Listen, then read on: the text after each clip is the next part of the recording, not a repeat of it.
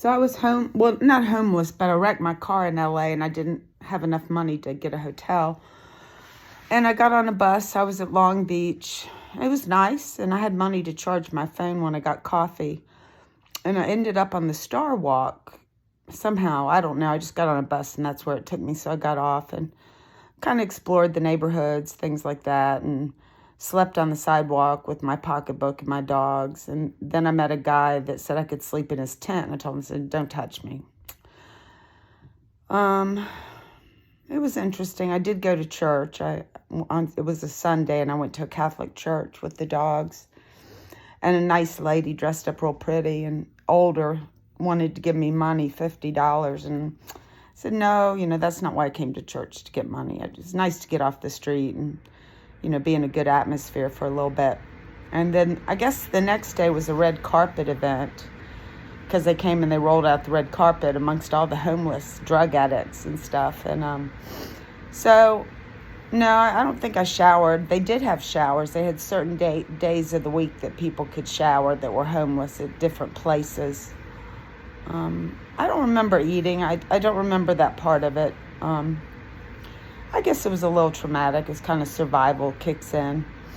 And so the Welcome Center for the Star Walk said they had cake. I guess for this opening, I thought, well, maybe I'll have a piece of cake. I'm hungry.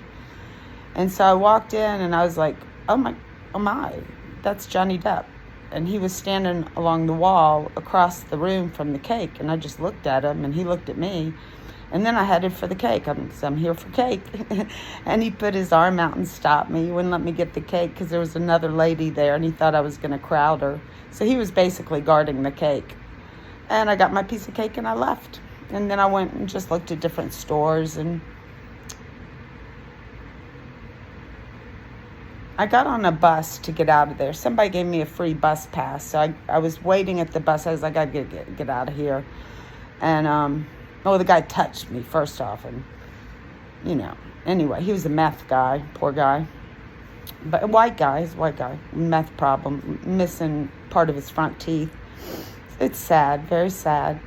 I don't know, you could pick him up and put him in a compound for 3 months and he might be able to quit. I don't know, but that's what I would do. I'd send him out in a tent, a circus tent, send them all out there in the desert so they can't get that stuff. And so I was talking to this guy and he was bisexual and he was young and he was struggling with it. So I talked to him a bit until the bus came and about it. And I said, that's cool. I said, bisexual is really cool because, you like men and women. Then it's cheaper by the dozen, so to speak. But so I got on the bus and there was no money on my bus pass. Somebody gave me one that I thought they gave me a little something, but they gave me nothing. Except it did give me the chance to talk to this guy. And because this guy had money, he paid for me to get on a bus. And so my dogs and I got on the bus.